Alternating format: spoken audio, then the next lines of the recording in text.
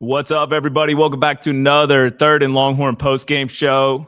Guys, I'm very excited to do this one. This one's going to be fun. Jackson and I were just talking about it. He was like, man, I finally get to talk about a good one. So I'm joined by David Ash, Jackson Jeffcoat, and Aaron Williams. I'm Nick Shuley. Welcome to everyone who's listening on the 1300 The Zone. And we are recapping Texas's 23-6 victory over number 6 Oklahoma. Guys, let's start with your quick thoughts. David, what do you got? Well, I just thought it was a solid team win. You know, I think they had their backs against the wall and they answered the bell. And I was really happy to see Arch come out and play as well as he did. 78% completion percentage is just really good, especially in that kind of environment. And so I'm just excited to see where this team goes. They're developing this year. Like, they lost 4 to 5 offensive linemen, new quarterback, a lot of new guys on the perimeter on the offense. And it takes a little time to, you can't replicate game-like situations in practice ever. And so as talented as these kids are, they're having to learn as they go, and they're all young. And I think it's going to be a fun year. Love it. Jackson, give me your thoughts, man. Man, watching these guys bounce back from Florida, it's exciting to see them not let up a touchdown at all. And then in this game, not letting up a touchdown in 2 years. So, I mean, it was an exciting game to watch. Offense was getting it going. Defense, guys were getting sacks, getting pressure. And we're taking the ball away. You can't wish for a better game than that. So, very excited. Anytime you can go up to Dallas and beat OU, it's a good time. Yeah, you mentioned it. 3 out of the last 4 Texas OU games, OU has not scored a touchdown. Mm-hmm. That's crazy. Aaron, give me your quick thoughts. I'm really happy with the performance we had. Huge bounce back win, and coming from last week's loss. Defense showed up today. I mean, phenomenal. We had turnover after turnover after turnover. Special teams showed up. Huge punt return for a touchdown. Offense did a whole lot better job. Running game looked a lot better than last week. We're feeling like Manning Swagger's getting back. Still got some things to work on, but overall, I'm super happy for what they did this week. Yeah, agreed. Well, let's start unpacking this. And so, everyone, if you have questions, comments, drop them in there. We'll get to those in a bit. We're going to kind of break it down: offense, defense, and special teams, and then we'll get to your questions. This 302 yards today for Texas, 136 rushing yards, and 166 passing yards. And Arch ended up 21-27, 166 yards and a touchdown. Tre Wisner was an absolute monster, 22 carries, 94 yards, including that huge 37-yard run. And then not a huge day for any of the receivers. DeAndre Moore with 3 catches, 50 yards and a touchdown, but each one of them made a big play in a big moment. So I think it was really good to see. Sharing the wealth. Yeah. Sharing the wealth, getting it to different guys. What are your thoughts, David, on Arch's performance and how he played and what you saw out there? Well, I watching Arch some last year and this year, he played really well last year whenever that, veteran team was together. You saw him come in on cleanup time when Quinn was hurt and make big plays. I remember against Mississippi State, they zero blitzed him.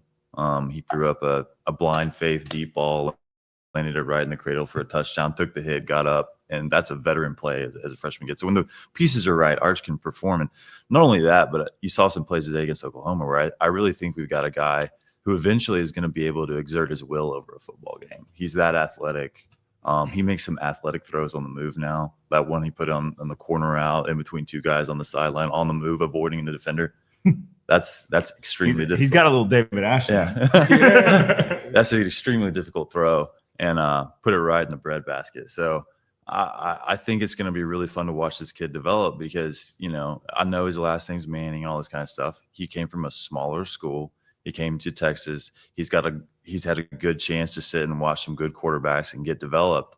And now he's the guy, and the leaps he's going to make every week are going to be impressive. And ultimately, behind all the athleticism and all that stuff, the thing I keep on being impressed with Arch is, all the adversity he's gone through this year, he just keeps coming and he just keeps getting better every week. And that's all you got to do. When you're as talented as he is, you just got to get better a little bit every week.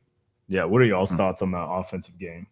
Man, with Wisner almost getting 100 yards on the ground, I mean, it's impressive. It's good. It's good to see him bounce back and run the ball and tote the rock and hit holes. I mean, his longest run was 37 yards. And so it's just he played well. In a rivalry game, to play well as he did, like, the future is bright. It's good to see that we'll have somebody that can run the ball along with Manny slinging that thing and also running like David did. So, yeah, exciting game. I think anyone that has the most relatable understanding of what Manning's going through is David. David understands what it is to be a Texas quarterback, the pressures that come with it week in and week out. When you come from a school with a great lineage of quarterbacks, and then you come in with the name Manning, and then also not starting as well as you would thought he would start, and then coming down, starting a conference with a loss. This is how you bounce back from adversity. Mm-hmm. Everybody in the outside, I'm sure he's heard nothing but negative things. He's not ready. He's not good enough. This, that. And to bounce back against OU in the Red River Rivalry, I mean, that just speaks a lot of volume for a guy that's just showing leadership. When we've beat him up here the last couple of weeks, but it's not off negativity. It's just something we know we see more of him, and he knows that himself. And for him not to allow the outside noise come in and rattle his preparations for this week and not let it get to his mind is such a huge thing. Like I said, Wisner did a really good job towing the ball, 22 carries. I think that we found a big leap from what we saw last week. I know last week we started off really, really slow and just didn't find that rhythm.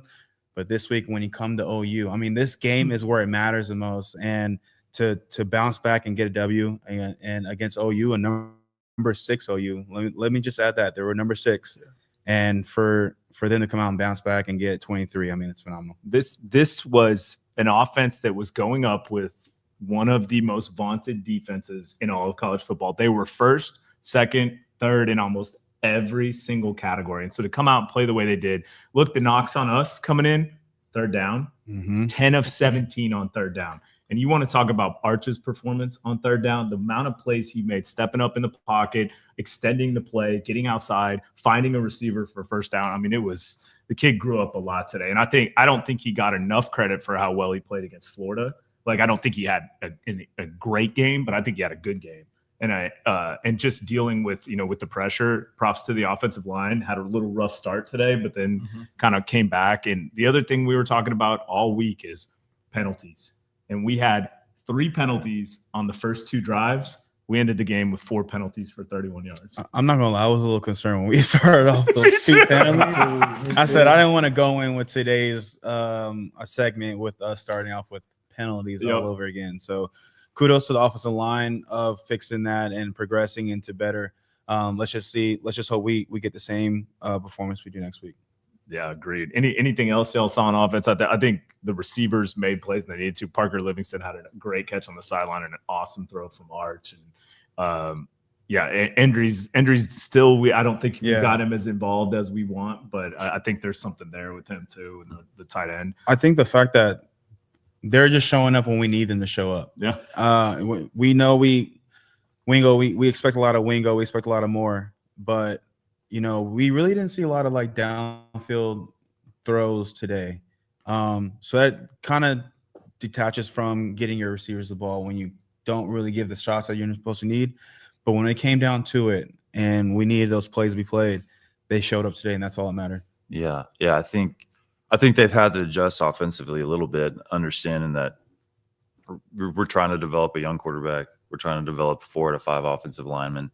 Building the downfield pass game requires those things to be at a high level.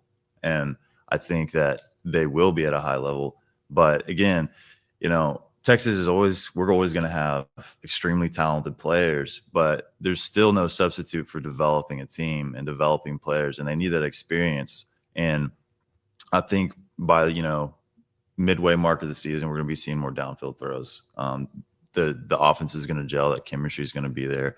But you have to be able to adjust. And I thought Sark did a great job of coming up with a game plan that allowed us to run the ball, stay balanced, make the big plays when we need to, and then rely on a defense that just played outstanding. So that's a great segue.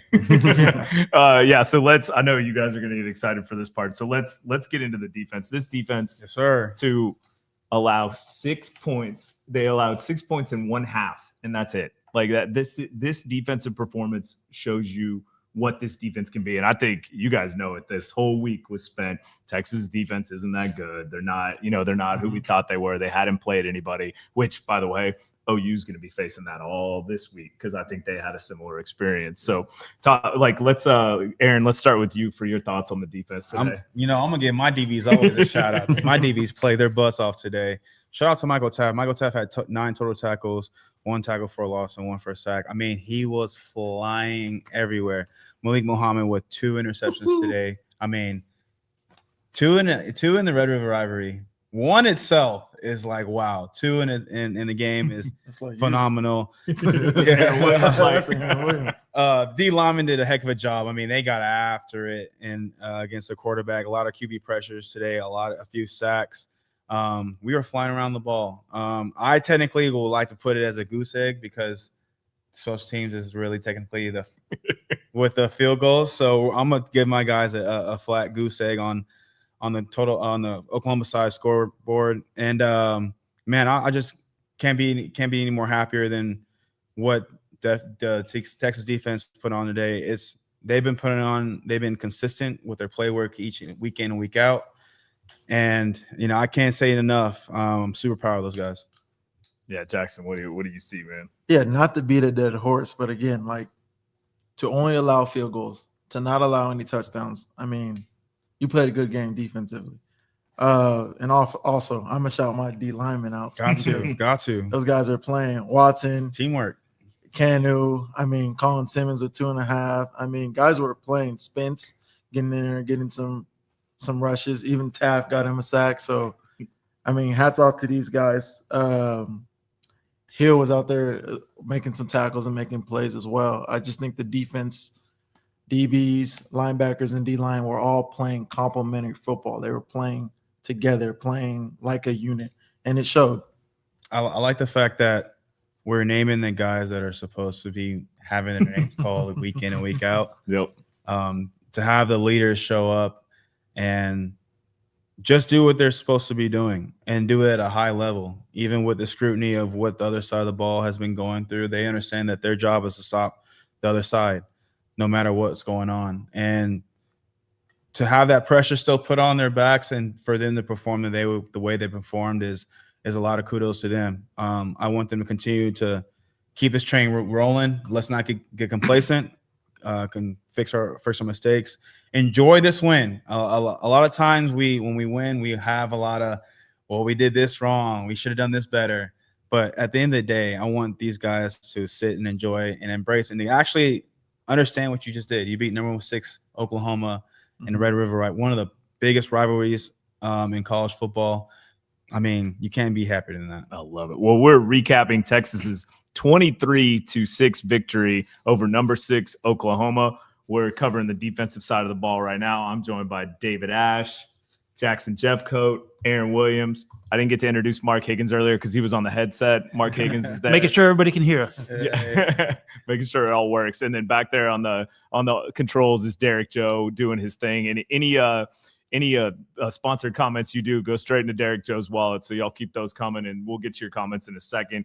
But I'm going to do some stats, and then I want to hear David's thoughts on the defense. Texas held Oklahoma to 258 yards and 210 passing yards, 48 rushing yards. You guys mentioned it. 3 interceptions, 2 for Manny Muhammad, 1 for Grayson Littleton, 5 sacks today. Let's see. Sorry, I lost my stat sheet. Colin Simmons, you said it at 2.5. Michael Taft had 1. I'm freestyling here. let's see, a half sack for Lance Jackson. And did I miss anybody? Who did I miss? You got these guys. I think I said 7 total. Brad Spence. I missed Brad Spence. And by the way, shout out to Brad Spence for having a breakout game today. He played an awesome game. David, what are your thoughts on this defensive performance? Man, that's best offense is good defense sometimes. And, you just get more, opportunities in offense when there's that many turnovers. You get shorter fields. And you can relax a little bit as an offense and not feel like you got to do it all. You got to score every time. And whenever you do that, you end up usually performing a little bit better. So there's nothing like a defense helping you out. And so I think that was big. And, it's another one of those things where the defense really hasn't not performed yet this year, I would say. I mean, they played Ohio State, which is a great ball club, and held them to low points. And then against Florida, that can happen sometimes when you run into a quarterback like Lagway, right? Yeah. I mean, that guy can play and make plays that you can't really plan for. But it's another thing with those guys too, where there's a lot of new faces on the defense, and you're going to see these guys improve throughout the year because the thing I've just noticed with Sark and his team is they have an incredible culture. They believe in developing players and sticking to a process and trusting that the results are going to take care of themselves. And it's starting to show, game 4 and we're already getting there. And you can look at records and all that kind of stuff, but you just look at the talent of a team and the culture of a team. You can see that I think this team's going to do pretty well by the end of the year. Yeah, well, let's cover the part of the game we haven't totally talked about, the special teams. I want to hear Aaron's thoughts on this in 1 second, but we had Bomeister with 2 punts for 98 yards, including that 55-yarder that he just boomed and switched the field on. Mason Shipley ended up 3 for 5, missed his 55-yarder and his 56-yarder. It's funny because he missed the 55-yarder that hit the post with about 10 yards to spare, and then he came up short on that 56-yarder, which he doesn't usually do. Kids got it late, but he ended up 3 for 5, and then I know there were a lot of 4-letter words being said when Niblett let that ball hit the ground on that punt return, and then we got the penalty, backed ourselves up. But he more than made up for it with his 75-yard return. Aaron, give me your thoughts as a fellow punt returner. Look, from a guy who has experienced the pressures of being a punt returner, it is not easy having guys screaming down one and chop your head off, and being able to look up and then look back down it's really hard to do. And when you need a big play, I mean, if we don't have that big play, Oklahoma is technically still in the game, and to have a big return like that is just phenomenal. But I'm more impressed with Shipley. I mean, I know he missed the 55 and 56, but that's not easy to make. And honestly, the 55, like you said, when it dinged, he still had about 10 more yards left. So if it was moved slightly to the left, definitely would have been in. The fact that his confidence didn't go down and still made the other 22 and then 48 and 39. I mean, the man's mental is on point. So I'm super happy about that. Punt return is obviously a praise when you obviously get points on the board for that. But also the punt flipping the field position on Oklahoma is huge. We don't give punters and kickers a lot of praise. You do, but they are very much a key component to the game. Flipping the field position back to their 10, back to their 20 is a huge thing than being on our 35 or on the 50-yard line. So huge shout out to the special teams guys today. Yeah, it was definitely an important phase of the game to win. And we talked about Isaiah Satania, the punt returner for Oklahoma, is a very good punt returner. Mm-hmm. And so to not let him go wild, we did great. And, we didn't talk about what the other knock was, Will Stone kicking that one out of bounds. I know he's going to be frustrated about that. But, I mean, everything else, though, pretty solid day overall for the special teams. Let's get into some comments. And one more time, we are recapping Texas's 23-6 victory over number 6 Oklahoma with David Ash, Jackson Jeffcoat, Aaron Williams, Mark Higgins, Derrick Joe. I'm Nick Shuley. So let's get into some of these. Thanks to Joshua Avalar for the sponsored comment. Regarding the Taft out-of-bounds touch, what are D1 DBs normally coached to do in that situation? I think high school players are told to just fall on it. So, Aaron, did you get to see that play? Or were you in the car? I was in the car. Okay, so what happened is there was a backwards pass. the ball started bouncing. It went about 15 yards back, and everybody's chasing after it. Taft runs down, and he had stepped out of bounds and then touched it. And so it was dead there. Oh, it goes yeah. back to, but what are you taught to? I mean, I think that it's a tough question because I don't know what you're supposed to do there. You're supposed to do exactly what he's supposed to do. Get to it. I mean, when you're half foot in, half foot out, it's still offset to bring the ball back to the same position it was before. So it's really a heads up play because obviously anybody would probably pick it up and then go out of bounds. That would be the spot of the ball. So Taft did exactly what he's supposed to do. Yeah. Well, I mean, he couldn't control his momentum. He was already going out of bounds. And when you're going, yeah, it is what it is. But yeah, it ended up being that set him up for 2nd and 30. So it definitely helped us. Let's see, from AJ8K. I think my only concern is that they can't lean solely on the defense. That offense has to do their part as well when the opportunities are there. And I mean, this football. It's part of the game. When one team is struggling, the other one has to be picked up. It's very rare that you get all 3 phases each week in and week out. It just doesn't happen. So it's like a relationship. You know, it's not 50-50. Sometimes it's 60-40. Sometimes it's 70-30. It's just the relationship that it has to be. I mean, David, I don't know from your perspective. I don't know what the big gripe is with the offense. Yeah, it wasn't a Sark monster 400-yard passing, 100-something yard rushing game, but you're playing against that we talked about how we thought OU's defense might be a little bit overrated, much like we were facing the week before, but it doesn't matter. That defense can play. And Brent Venables, say what you want. He's a great defensive coach. Oh man, I hated playing against Brent Venables. That guy did stuff, there's rules in football. He broke all the rules all the time. You never knew, explain some of the stuff he'd do. Oh, he would send cross pop and leave it in cover 2. Yeah, you don't explain that for the people at home. When you're a quarterback, you're looking at safeties, right? And so you're watching weak side safety, strong side safety. You're trying to watch body language, see if they're going to come down the box, if somebody's going to blitz and that kind of stuff. You're really not watching the box all that much. You glance at the front, you can kind of see where the bubbles are. You watch a little linebacker body language, but they're bluffing and going back and forth. The safeties tell you what's going on, right? And so your safeties don't move at all. And suddenly the linebackers are, still as a dog pointing at quail, nothing happening, and snap the ball. They cross pop blitz, run game up front, and the safeties don't move.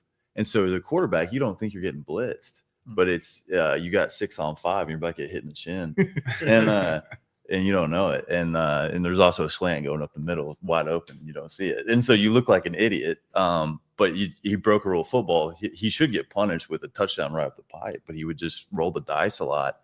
And I think eventually it probably came back and bit him sometimes. But he would just do stuff like that all the time. That was hard to deal with. Well, can you talk a little bit too about they talked a lot on the game about Sark was using so much motion pre-snap. And can you talk a little bit about what that does for you as a quarterback when your guys move that motion and the defense reacts? Yeah, so whenever you got motion, you go to school on the motion, right? Whenever they're moving, if you're seeing defensive guys bumping, it's zone. If you're seeing guys chasing, it's man. And so you can help a quarterback out real quick and know what's going on. The other thing, too, is it just creates busts in the defense where they lose assignment and that kind of thing. So you see it on the goal line when Arch throws a guy wide open. They motion it back out of the backfield, and they lose assignment, and then guy up the middle but springs wide open. So it's just little things like that, and are super helpful. And you got to have an experienced offensive line that can deal with that bumping and keep their assignments going so they don't bust. But whenever you can start seeing that motion, it can really help your game out. Yeah. And I think, Aaron, I'd love to hear your thoughts on this. We saw it a number of times where Texas would show blitz, Mateer would change the play, look over, change the play, and then Texas sometimes would continue with it, sometimes wouldn't, would switch it up. Explain how that works. And is it a call of the player, or is it a call of the coach, or is it both sometimes? It's really kind of how the formation is placed. That's one, and then sometimes a call will have 2 plays. So we'll have a normal play and then an empty set play. The motions is going to be motions. Whatever the call is set, that's the call. Whenever they get into different formations, that's when things can change. If we're showing blitz, we kind of know. Sometimes we'll play like chess with the offense, and sometimes I'm supposed to be blitzing, or I'm not supposed to be blitzing, and the linebacker is supposed to go, but I'll tell the linebacker, hey, take my job, and it will flip flop. So it's kind of interchangeable sometimes, and that's what the players do when you see the quarterback go and they look on the sidelines. It's really a clarification of whether we're going to stick with this play or we're going to go back to it. So that's really what all they're doing. And before we go into more of the comments, Jackson, I'd love to hear your thoughts on this. Like, what was different about our line today in order to get all those sacks? Was that more about Mateer, or was that more about something we were doing? Did you see anything different? The biggest thing I would say is, one, they continue to rush. We had the DBs helped out a lot too, and they were covering guys. But no, they just continued to rush. They hounded Mateer. Mateer tried to get out. We had somebody outside of him, so he had to like stop his momentum, because like I know he wanted to run and get outside, but we weren't allowing him to get out like he normally would and get out and run and make plays with his legs. I mean, that was the biggest thing. And then to just talk about what AJ was saying. I mean, there were times that we would have, like he said, we'd have a play, even if they look back to the sidelines and try to change up a play, we'd have a secondary play that we would call, and it would throw them off because they got a look like when they first looked at us, then they look back at the David smiling. Well, I was just thinking whenever the offensive defense are playing those games and you're on D-line, or you're just like, snap the ball, my hand's been in the dirt for like 29 for seconds. us, yes. We just up and down, just leaning on that arm and trying to get off. I mean, that's the time you'll look over, put a knee down, so make sure that the center's not ready to snap or something, and just try to find something else. Like, okay, what are they? The backs over there, he's to the field. That's what they're gonna run. Like, you're watching the backs, like as a D lineman, you're watching the backs. I mean, yeah, you are. I mean, because you're like, y'all got like one or two dogs. One or two like, dogs. This is the problem. This is the problem. They don't think that we do anything, but we they do stunts. The most they do is the stunts. Okafor is gonna be so mad. Yeah. You got to remember, I also played linebacker. Yeah, you're right. I played. You weren't just D-line and outside linebacker, and especially my senior year, I played DN. I did it at some outside because I was playing that spinner position, and then played some middle. You're special. So no. We're special. Here at you were the special. Yeah, you were the special. You got to do both. You got to do both. I love it. One thing we didn't cover, and I don't know how you guys feel about this, but shout out to John Mateer. That is a tough dude. 17 days after a thumb surgery, to be able to come out and sling it like he was slinging it. And yeah, he made some bad throws, and to run and play as he did. Props to that kid. That kid's he's a tough quarterback. I hate that he's on Oklahoma. He's a tough football player. Not many people will come out and play a huge game like this game and have the surgery that he did for the position that he's playing. I mean, it is kudos to him, but I'm not. It's OU, man. I don't have any sympathy for that. When you get in between the lines, you're letting the other team know I'm ready to go and I can play. Kudos to him for playing, but you're just wearing the wrong color. You're just wearing the wrong color. I agree. Let's see, from Brandon G. Nick Brooks started shaky but improved as the game went on. Yeah, he's a true freshman. Like, making his first start in the Red River Rivalry, which I can't ever say fast. But yeah, I mean, thoughts on that being a true? Like, Aaron, you had experience with that, and you did too, Jackson. It's a big deal. The lights are a lot bigger than normal. The last 4 weeks that they've been playing, the magnitude of this game doesn't even compare to the previous games that we played. So for our true freshmen to come in, it's a lot going on. The atmosphere is crazy. It's hectic. You're trying to remember the game plan of the week. You just got out of high school. You're looking at this game as if like you were a huge fan. Now you're playing it. It's a lot going on. So for him to be composed and do his job the way he is, it shows the maturity in him at an early young age. And that's what we need, and that's what we're going to continue to have leading forward.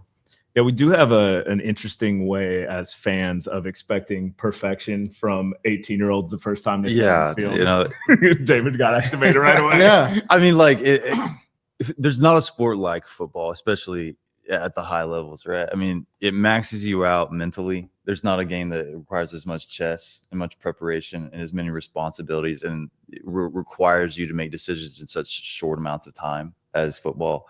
There's not one that maxes you out emotionally as much as football, especially in college with all the momentum swings in a game and all that kind of stuff.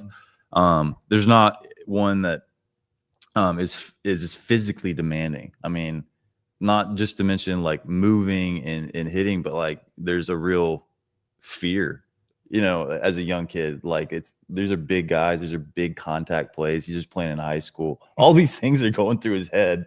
He puts his pants on one leg at a time. He's 18. He's going in there and playing ball, and like against one of the best defenses in college football. And these kids are having to dig deep within themselves to find integrity and virtue that most people are never put in a situation where they ever have to find something like that. Yeah. And they do. And it's fun to watch. And that's why we love it. But let's also give them a little grace, Amen. Yeah. I amen to that, because we, like David's been there. We all have been there. But like he said, what you sign up when you come to the University of Texas, especially the history that it has been. And it's part of the game. You got to grow up. You got to learn somehow. You got to get off that porch some way, somehow. And when it is time to do that, you got to show up. And how you show up is really what dictates of whether or not you deserve to wear that Texas across your chest. I love it. Let's see, from D-Rose. This is the standard. They didn't look like a group of talent. They looked every bit of a team today. Defense balled out. Wisner brought the toughness. Arch made plays when he had to. Hook them. Yeah, I agree with that. I mean, like I said, it wasn't a performance where we have been talking about the last few weeks of like, oh, the offense should have done this more, or the penalties on this side, or defense should have done this a little bit more. Special teams, it was literally an all-around game on all three phases of the game. And that's something that Texas is really known to be doing. And that's the standard that we have them at. We just got to consistently play it in that form. Yeah. Higgs, you had something? You guys might have covered it when I was messing with the mics, but I don't know if we've highlighted that we had no turnovers. Like, didn't put the ball on the ground, didn't interception. I mean, it wasn't even close. So to play a game like this magnitude and to play it that clean was massive. Yeah. Arch to take care of the ball like he did in that game. And you saw there was one play early on where it was that slant he's been throwing a little bit late, and you could see him, and then he stopped and didn't throw it, and looked around and ended up getting out of the play. But it was a throw that I think he was like, I shouldn't try this one today. He's almost there. I feel like he's getting to the point where he's going to be more comfortable with his reads, because when you're watching the game, you're like, oh, why didn't you throw it? But it's like, I think he doesn't want to make mistakes. Yeah, it's hard to get to a place where you trust what you see, because you're afraid of what there's all this, it's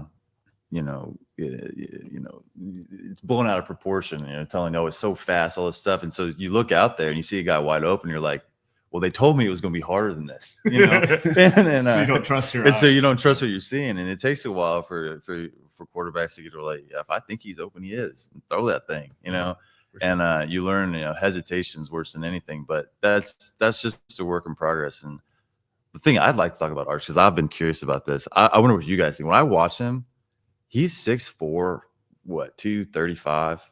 He's a big kid. What do you think about his first three steps? They're fast. He's got a fat. I see him run by people in 3 steps. It's crazy. That huge run he had. He showed some speed. Because people are like, oh yeah, Arch, and you're like, my first 3 steps are like so slow. Like, that's where I got caught. That's where he beats people, and it's different. I could get to a speed like 20 yards down the field. I could get moving, but my first 3 steps were nothing like his, and it's pretty incredible to watch an athlete like him move like he does.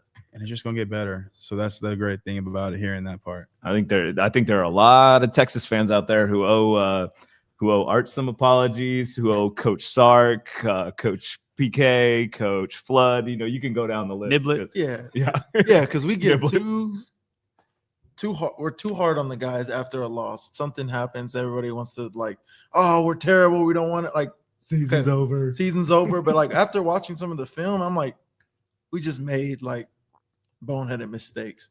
It wasn't like they were flat out beating us in certain plays. So I'm like, okay, we can improve from this, and we have improved.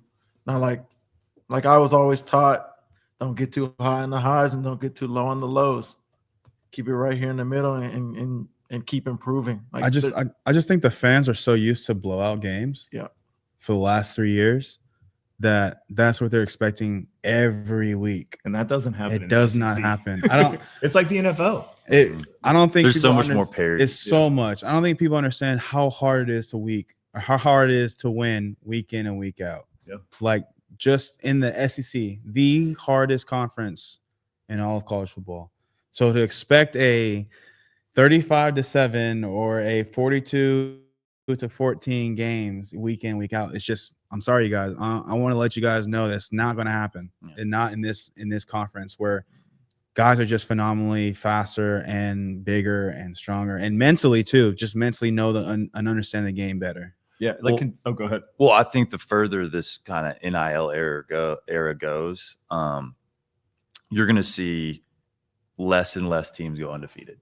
It's just not going to happen as much. The teams are going to be way too good. Yeah. The talent is going to congregate in certain areas, and it's going to be hard for these super conferences for a team to actually end the season with an undefeated season. It's just not going to happen. You're going to see a 3-loss national championship in the next 5 years, probably. I mean, it's just I think that's a where reality. we're at. Yeah, that's the new era we're in. Yeah. Unfortunately. Let's see. And like next week we're going to Kentucky, widely regarded as probably the worst team in the SEC, and that game won't be easy. No. Like there's nothing easy. There's no gimmies left on the schedule. Not one. Let's see, from Jimmy the Gringo, beautiful example of the return of DBU to the 40 acres. Aaron, what do you feel about that? Anytime we're mentioned DBU, I love it.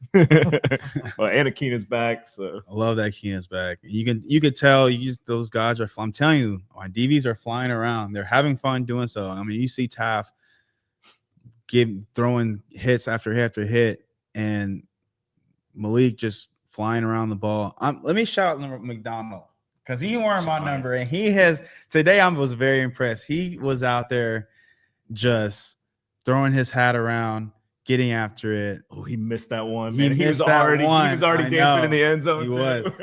But just to see those guys flying around and just see Coach Akina's mastery just show us on the field, it's phenomenal to see. I love it. So shout out to Casey Taylor for the $20 sponsored comment. That's Derrick Joe's got Chick-fil-A all lined up now. It says, my birthday is this upcoming Tuesday. I'm so damn glad we beat OU. Hook 'em. Yo, happy birthday, my guy. Yeah, happy birthday, Casey. Great birthday present for that. Seriously. Chris Bennett, thanks for the sponsored comment. Great win, great show, guys. First time since 08 and 09, Texas beats OU in back-to-back years. Niblett and Shipley return touchdowns versus OU on this day in 08 and today. I was just thinking that was the same thing that happened in 08, 09. Yeah, that was awesome. That's awesome. From Rich Money Cash, I just punched my OU neighbor in the face just like the team did OU. Okay, Rich Money, we don't advocate violence. We don't advocate it's a funny post. Your bail. Yeah.